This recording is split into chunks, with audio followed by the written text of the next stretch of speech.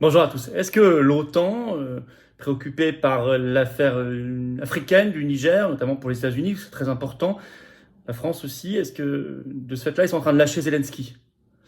On a des signaux en ce sens. Des choses très bizarres aux États-Unis, vous allez voir. L'Allemagne aussi, pour d'autres raisons, parce que l'Allemagne souffre énormément économiquement depuis qu'elle s'est coupée du point de vue de l'énergie de la Russie avec les sanctions. Elle souffre.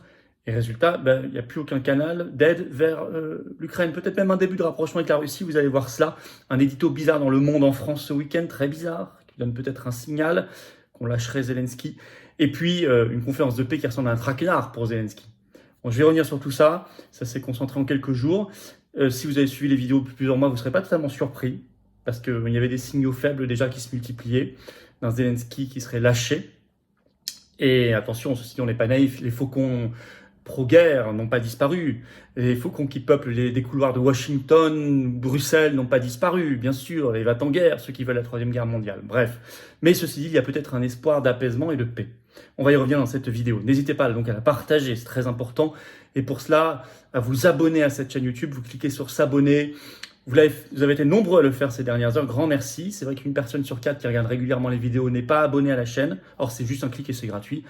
Et ça aide énormément les algorithmes, ils tournent mieux, ils recommandent mieux ces vidéos. Voilà, c'est comme ça. Donc, grand merci à ceux qui vont le faire et ceux qui l'ont fait récemment. Je vous attends à Arras, le grand congrès des Patriotes, notre 3e. C'est samedi 2 septembre, c'est entrée gratuite pour vous. Et c'est à 9h30, c'est Artois Expo, c'est magnifique. Il faut juste s'inscrire, il y a un formulaire d'inscription en description sous la vidéo. Une inscription par personne si vous voulez bien. Vous aurez table ronde avec des grands intervenants, André Berkoff qui sera là invité, Gilbert Collard, Éric Morillo, Laurent Firode, Pierre-Yves Rougeron, Romain Bessonnet, Charles-Henri Gallois, René Chiche, professeur censuré par Papendiaï, bref, enfin, que du beau monde et d'autres interventions vidéo de Régis Le Sommier, d'Omer Tate. Bon. Et inscrivez-vous, voilà, je vous attends, vous n'allez pas le regretter. Parking gratuit sur place, à 10 minutes à pied de la gare d'Arras. Entrée gratuite, je vous l'ai dit. Le lien pour s'inscrire sous la vidéo en description. Je vous attends. Je vous attends, patriotes. Vraiment, je vous attends. Je suis très enthousiaste que vous arriviez en adhérant ou en réadhérant. Si votre adhésion n'est plus à jour, pensez à réadhérer. Ou en étant un nouvel adhérent, vous serez le bienvenu. Je suis très enthousiaste, très sincèrement, de vous accueillir dans ce grand combat. Parce que je sais qu'on se bat pour la même chose. Pour nos enfants, nos petits-enfants. Qu'on se bat pour notre belle France éternelle, belle, rebelle. On n'aime pas la voir comme ça. On se bat pour une humanité vraiment humaine. On se bat pour la liberté, pour la vérité, la paix civile, la souveraineté. C'est beau. Voilà. C'est anti-oligarchie totalement. C'est le plus grand mouvement souverainiste et de défense des libertés totalement. C'est ça les patriotes. On est en métropole, outre-mer, à l'étranger, on est partout. Je vous attends, dès maintenant, là maintenant, au mois d'août, c'est le moment de le faire, parce que les combats se préparent. L'oligarchie, elle ne lâche pas l'affaire.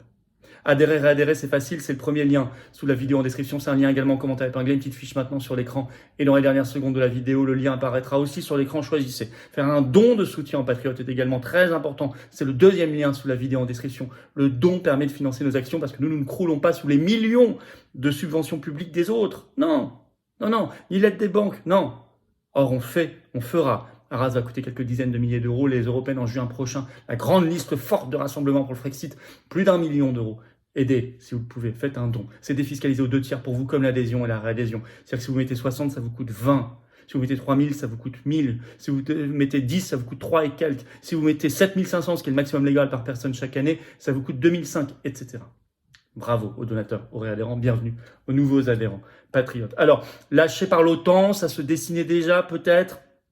Vous ne serez pas surpris si vous avez suivi mes vidéos, mais l'affaire africaine précipite les choses. C'est difficile d'avoir plusieurs fers au feu, c'est sûr, pour l'OTAN, pour les États-Unis. Et l'Allemagne montre des signes clairement de désintérêt parce que l'Allemagne a de gros problèmes. On va commencer par l'Allemagne. Est-ce que l'Allemagne lâche l'affaire Zelensky? Elle souffre énormément. Depuis le 25 mai dernier, on sait officiellement qu'elle est entrée en récession économique.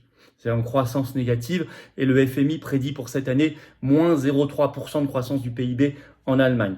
Vous avez cet article très alarmant d'Euractiv le 2 août dernier, le titre « L'industrie allemande pourrait quitter le pays à la recherche d'une électricité moins chère ». Ben oui, depuis qu'elle s'est coupée de la Russie, les prix de l'énergie ont explosé. Et les nôtres aussi, puisqu'on est dans le marché européen de l'électricité, ce qui est une folie, évidemment, qu'il faudrait quitter avec le Frexit. Mais là, vous avez donc peut-être des conséquences concrètes qui commencent. Le journal allemand Die Welt révèle, édition du 4 août, que l'Allemagne aide de moins en moins Zelensky, malgré les discours affichés, et se rapprocherait même peut-être de la Russie. Ça, c'est un autre article. D'abord, l'article sur les armes.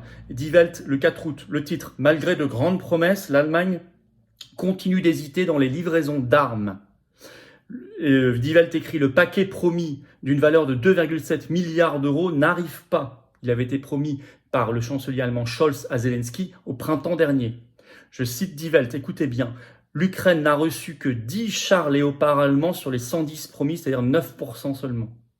Seulement 800 munitions d'artillerie ont été livrées sur les 26 350 promis, c'est-à-dire 3% seulement.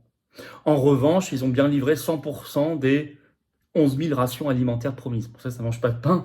Et par ailleurs, des promesses sont même déjà annulées. Je cite Die Welt, des promesses en matière de livraison d'armes seront probablement annulées. Par exemple, 5032 armes anti-chars qui étaient prévues et qui ont disparu depuis le mois de juillet dernier du site du ministère allemand de la Défense. C'est plus prévu, alors que ça avait été promis. Par ailleurs, l'AFP nous avait appris ce 3 août que, je cite, l'Allemagne ne livrera pas de missiles longue portée. Ces fameux missiles Taurus qui ont une portée de 350, voire certains disent plus de 500 km, malgré les demandes de Kiev, précise l'AFP. Ça a été confirmé par leur ministre de la Défense, Boris Pistorius, contrairement donc, ça a été confirmé le 3 août, contrairement donc à la France ou au Royaume-Uni, qui livre des missiles longue portée Scalp, ce qui est une erreur, nous l'avons dit ici. Ça entretient la guerre. Ce n'est bon pour personne.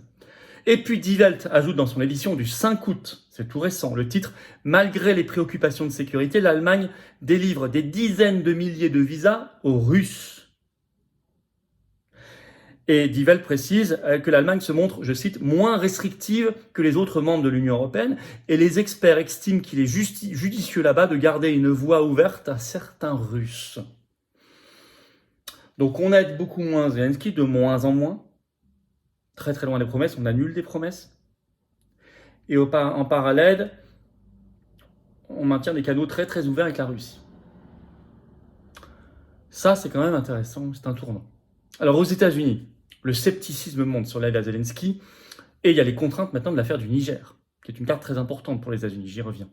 Alors d'abord, le scepticisme monte, on en avait parlé dans le direct vendredi rapidement, mais j'y reviens. Il y a eu un sondage, publié par CNN le 4 août, qui montre que c'est une première, 55% des Américains sont maintenant contre le soutien au régime de Zelensky. Que ce soit de l'argent ou des armes. 55%, une majorité, c'est la première fois. C'est un sondage de l'Institut SSRS. Ce qui est intéressant, c'est un signal fort, c'est que c'est CNN qui l'a publié, qui est normalement la voix de l'État profond. Donc si CNN se permet de publier ça, ce qui ne va pas dans les intérêts de Zelensky, c'est qu'il y a un truc qui se prépare aux États-Unis. Déjà, le New York Times, c'est pas neutre non plus, parce que le New York Times, c'est quand même très conformiste. Le 23 juillet a publié une longue enquête qui évoquait l'échec de la contre-offensive ukrainienne, parlant, je cite, de soldats ukrainiens fatigués, de munitions non fiables, etc. Et maintenant s'ajoute à cela les contraintes liées à l'affaire du Niger, en Afrique. Un autre front. Là, vous avez un très gros papier du Wall Street Journal qui est sorti le 4 août. Le titre « Comment les États-Unis ont raté le coup d'État du Niger et offert une ouverture à la Russie ». Et il parle là-bas de ce pays comme, je cite, un des alliés les plus proches de Washington en Afrique, donc c'est très important pour eux. Et là-bas, il y a notamment, sachez-le, certaines, je cite, certaines des bases de drones les plus importantes pour l'Amérique, utilisées notamment pour effectuer des missions à travers le Sahara. Donc les États-Unis vont peut-être se repositionner un petit peu, moins d'Ukraine, plus d'Afrique. Ils ne peuvent pas tout faire en même temps, surtout que la puissance est quand même déclinante. Alors au même moment en France, donc l'Allemagne, les États-Unis, vous avez en France un édito très bizarre du Monde. Et le Monde, pareil, c'est la voie normalement du conformisme. Et un édito surprise, là tout récent, ce 6 août. Il est en ligne bien sûr. Le titre « Guerre en Ukraine, l'efficacité des sanctions en question ». Bien sûr, il parle des sanctions anti-russes. C'est la première fois que le Monde remet en cause les sanctions. Je cite, « Les sanctions n'ont pas mis à genoux la Russie ». Référence à la fameuse promesse début mars 2022 de Bruno Le Maire. Bon, ils le disent avec 1 an et demi de retard sur nous, vous remarquerez. Le Monde le dit avec 1 an et demi de retard sur nous. 18 mois de retard. Je cite par ailleurs Le Monde. Affaiblissement d'une arme diplomatique, celle des sanctions. Toujours dans ces éditos, je cite, l'endiguement économique et industriel de la Russie est compromis par un trop grand nombre de contournements. Je cite toujours, les sanctions voient aujourd'hui leur efficacité plus que jamais remise en question. C'est aussi intéressant, ce tournant. Il faut l'analyser. Au même moment, ce week-end, Zelensky était-il dans un traquenard en Arabie Saoudite, forcé à la négociation, entouré plutôt d'alliés pro-russes. Mais les États-Unis ont cautionné de leur présence cette affaire, donc c'est intéressant. Déjà, c'est une étrange initiative de l'Arabie Saoudite, qui, vous le savez, est de plus en plus proche de la Russie. C'est expliqué par un article de la Tribune ce 5 août.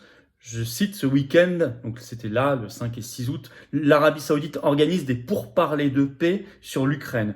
Avec une trentaine de pays au total, on n'a pas la liste précise, mais notamment, alors vous n'avez pas la Russie, mais vous allez voir que la Russie en fait est très heureuse de cette réunion, je vais vous le lire dans un instant, mais vous avez tout le reste des BRICS. Vous avez le Brésil, vous avez l'Inde, vous avez la Chine, vous avez donc l'Afrique du Sud, vous avez aussi les États-Unis, c'est en plus l'Arabie Saoudite qui organise, donc qui est proche de la Russie, et ça arrange la Russie. Je vous cite un extrait de l'article de la Tribune, écoutez bien.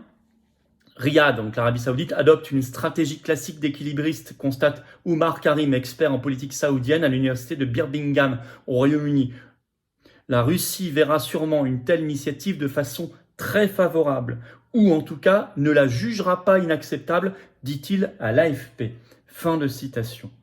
Est-ce que c'était un traquenard pour Zelensky, le forcer à faire ce qu'il ne veut pas faire, c'est-à-dire une négociation, et plutôt entouré de gens qui sont assez proches de la Russie, en tout cas qui ne diabolisent pas la Russie.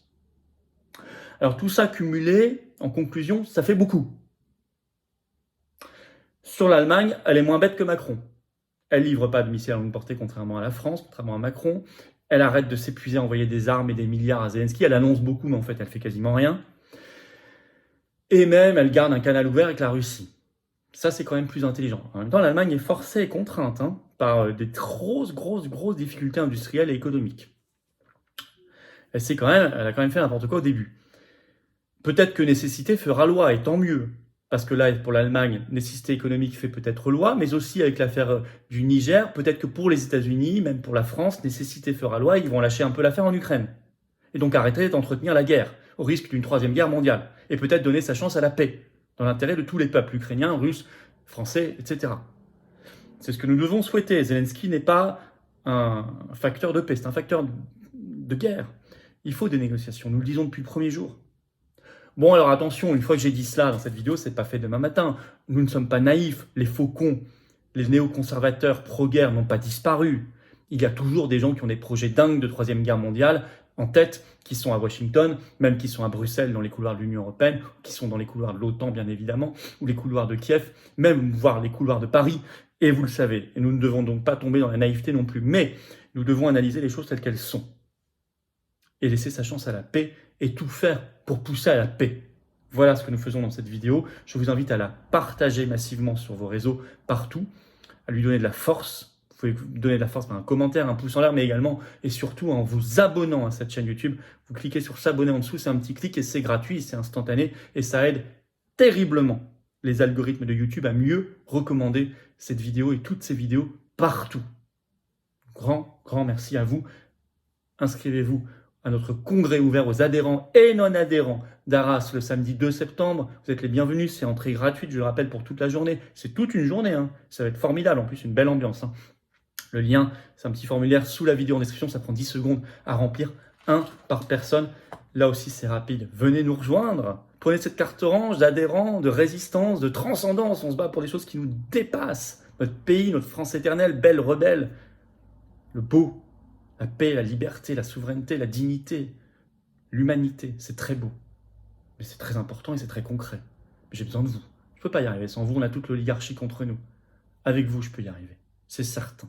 Dans le rassemblement, on peut y arriver. Venez dès maintenant, adhérez ou reprenez votre adhésion annuelle si elle n'est plus à jour. Comment faire? C'est le premier lien sous la vidéo en description. Ce lien est également en commentaire épinglé. Il apparaîtra dans quelques secondes sur votre écran en lien. Choisissez. Faire un don de soutien en Patriote, c'est le deuxième lien sous la vidéo en description. Ça permet de faire nos actions. Nous ne croulons pas sous les millions d'euros d'aide publique comme les autres, ni aucune aide des banques. Rien.